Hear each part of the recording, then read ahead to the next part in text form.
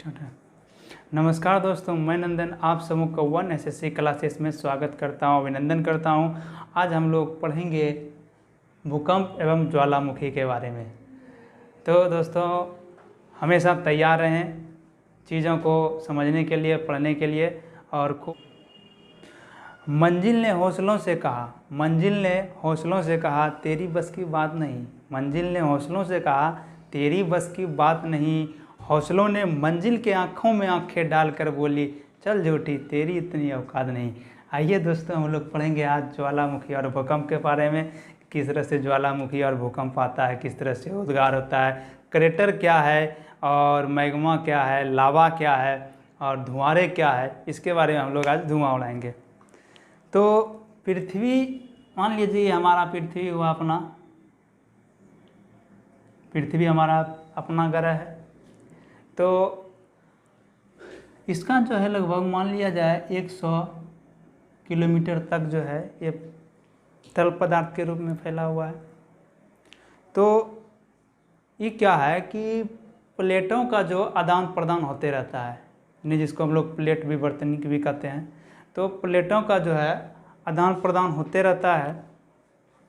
तो प्लेट, मान लिया जाए हमारा प्लेट है, तो एक प्लेट नीचे की तरफ जा रहा है और एक प्लेट जो है ये आपका ऊपर की तरफ जा रहा है। एक प्लेट ऊपर की तरफ और एक प्लेट नीचे की तरफ। तो ये जो आपका तरल पदार्थ जो है लगभग 100 किलोमीटर के नीचे से फैला हुआ है। तो होता क्या है कि जब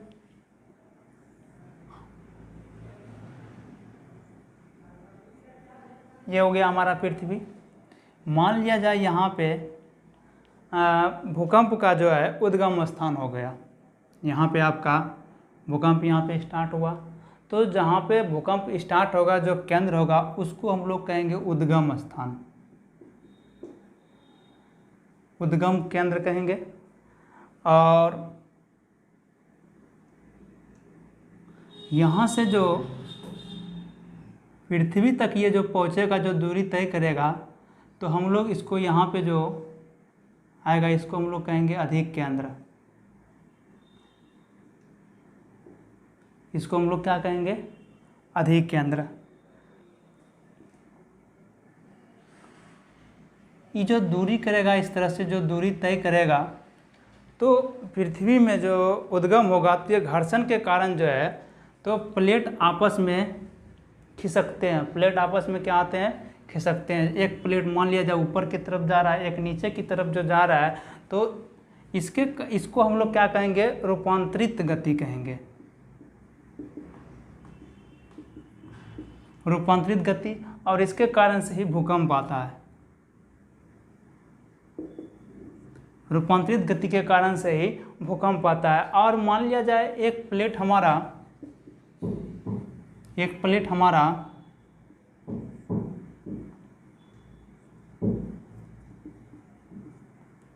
एक इधर से जा रहा है, एक प्लेट हमारा एक इधर जा रहा है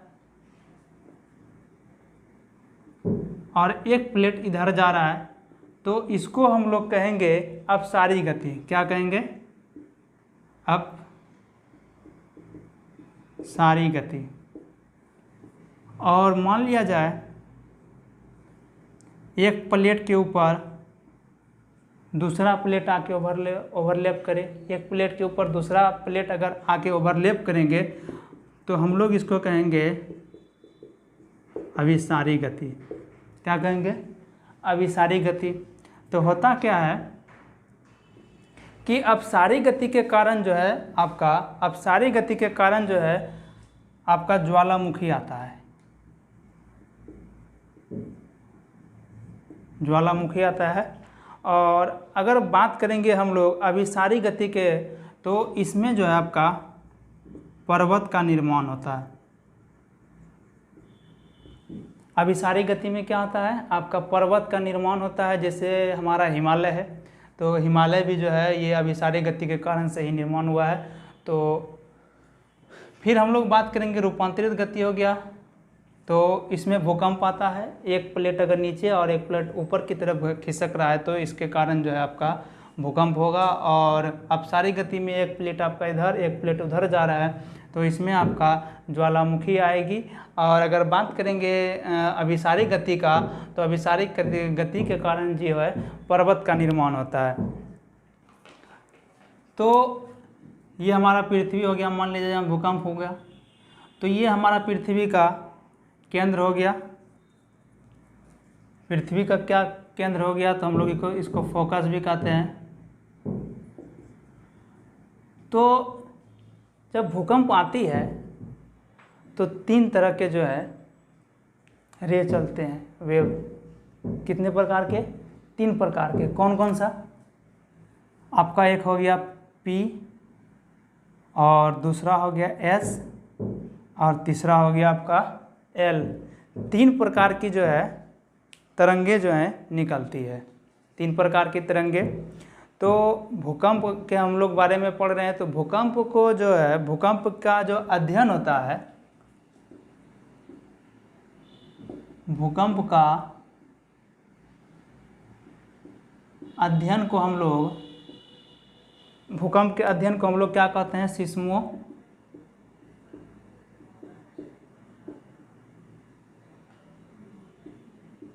सिस्मोलॉजी। और भूकंप की अगर तीव्रता की बात करेंगे हम लोग, तो इसको हम लोग कहते हैं सिस्मोग्राफी। और अगर इसको मापा जो जाता है आपका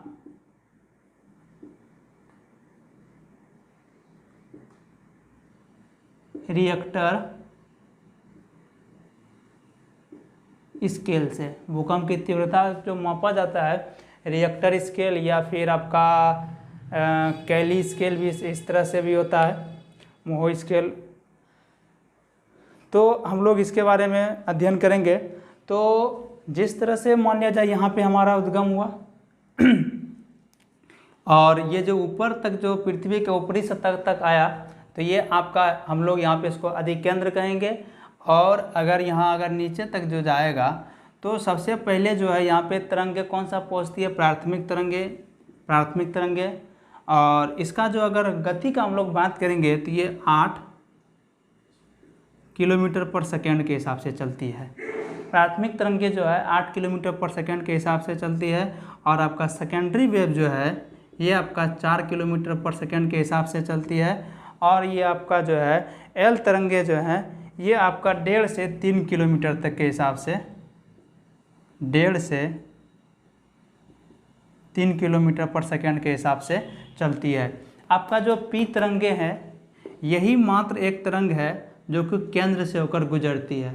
केंद्र से होकर जो गुजरती है, ये आपका पृथ्वी का केंद्र है। अगर मान लीजिए यहाँ उद्गम स्थान है, तो जहाँ पे उद्गम होता है, जहाँ से स्टार्ट होता है भूकंप, तो हम लोग उसको उद्गम केंद्र कहते हैं। और यही अगर पृथ्वी तक अगर पहुँच जाए, जो पृथ्वी के ऊपरी सतह पे, तो हम लोग इसको अधिकेंद्र कहेंगे। और अगर यहाँ तक आपका केंद्र तक पहुँच जाए, तो ये प्राथमिक तरंगे ही हैं ऐसा, जो कि आपका केंद्र तक तो जाके पहुँचती है। बाकी उसके बाद हम लोग बात करेंगे, तो ये केंद्र से होकर गुजरती है। मात्र एक पी तरंग है जो कि केंद्र से होकर गुजरती है। केंद्र से होकर कौन सा गुजरती है? आपका पी तरंगे। और एस तरंगे हो गया आपका 4 किलोमीटर पर सेकेंड के हिसाब से। और एल तरंगे, इसको हम लोग लव तरंगे, यानी कि कभी इसको HD लव ने इसका खोज किया था। ये जो है इसको खोज जो किया था HD लव नामक वैज्ञानिक ने इसका खोज किया था। तो कभी कभी इसको लव वेव भी कहा जाता है। और ये अत्यधिक विनाशकारी होता है। लव तरंगे जो है ये आपका अत्यधिक विनाशकारी है। लव तो ऐसे भी जानते हैं कि बहुत भयंकर चीज़ है, बहुत बड़ा बीमारी है। अगर जिसको हो गया तो चाहे तो उसका आबाद हो जाएगा या तो बर्बाद हो जाएगा। विनाश का अगर स्थिति में जाना है तो लव तरंग, मतलब लव कीजिए, प्यार कीजिए, नहीं तो बाकी ज़्यादा से ज़्यादा पढ़ाई पे फोकस कीजिए, अपना गोल अचीव कीजिए। तो लव तरंगे जो हैं ये आपका अधिक विनाशकारी होता है। बात करेंगे सबसे अधिक विनाशकारी का बात करेंगे तो लव तरंगे होता है विनाशकारी। और सबसे अधिक विनाशकारी जो होता है ये आपका लव तरंगे ही होता है। और 11,000 किलोमीटर तक का बात करेंगे हम लोग, 11,000 किलोमीटर तक का अगर बात करेंगे, जब केंद्र से अगर यहाँ से बढ़ेगा तो जहाँ से उसका अधिकेंद्र यानी उद्गम स्थान से, तो 11,000 किलोमीटर तक जो है आपका पी तरंगे और एस तरंगे जाती है। कहाँ तक जाती है? आपका 11,000 किलोमीटर तक पी तरंगे और एस तरंगे जाती है। उसके बाद जो है केंद्र तक ये पहुँचती है, केंद्र के पहले ही समाप्त हो जाती है। और ये जो है लगभग 5,000 किलोमीटर तक जो है रह जाती है, जो वहाँ तक नहीं पहुँच पाती है, जिसको हम लोग कहते हैं छाया क्षेत्र यानी शेडो एरिया। छाया क्षेत्र भी कहते हैं, जो कि 5,000 किलोमीटर तक ये दोनों तरंगे नहीं पहुँच पाती हैं, जिसको हम लोग कहते हैं छाया क्षेत्र, वहाँ तक नहीं पहुँचती है। तो ये हो गया आपका। और उसके बाद हम लोग बात करेंगे ज्वालामुखी की। अगर हम लोग बात करेंगे तो आइए हम लोग ज्वालामुखी के बारे में बात करते हैं।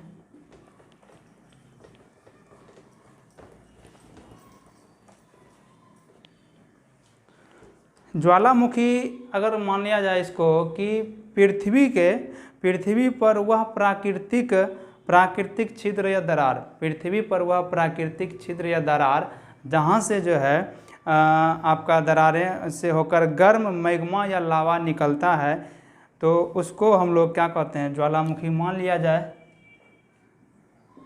इस तरह से। तो यहाँ से जो लावा निकलने के लिए जा रहा है तो इसको हम लोग कहेंगे मैग्मा। क्या कहेंगे? मैग्मा। और ये जो क्षेत्र हो गया इसको हम लोग कहेंगे क्रेटर। इसको हम लोग क्या कहेंगे? क्रेटर कहेंगे। और इससे निकलता क्या क्या? आपका जलवाष्प। क्या निकलेगा? अधिक मात्रा में निकलेगा जलवाष्प, SO2। कई प्रकार के गैसें निकलती है। तो अधिक मात्रा में पूछा जाता है कि ज्वालामुखी से कौन सा पदार्थ निकलता है? ये आपका जलवाष्प निकलता है। और ये जो बाहर की तरफ जो निकलेगा तो इसको हम लोग कहेंगे लावा। और यहाँ से जो निकल रहा है इस क्षेत्र को हम लोग क्या कहेंगे? क्रेटर। इस क्षेत्र को हम लोग क्या कहेंगे? क्रेटर। तो ज्वालामुखी लगभग 3 प्रकार का होता है। कौन कौन सा?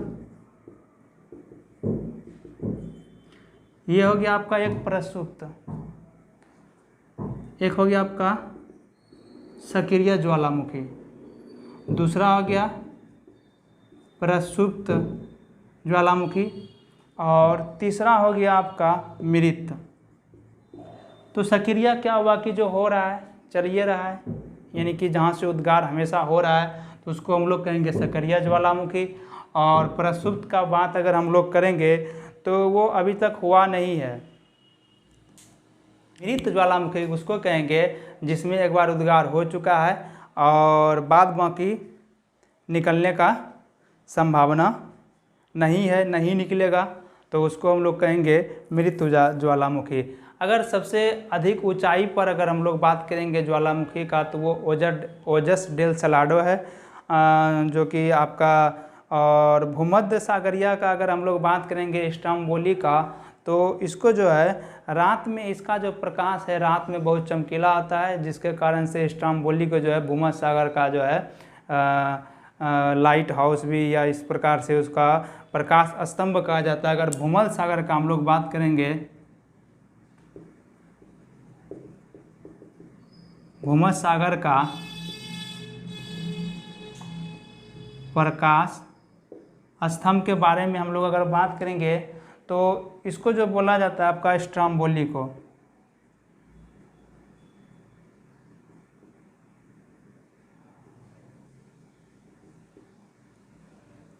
प्रकाश स्तंभ जो है आपका स्ट्रोम्बोली को बोला जाता है। और अगर हम लोग भारत का बात करेंगे तो भारत में आपका अंडमान निकोबार में जो है, भारत का आपका अंडमान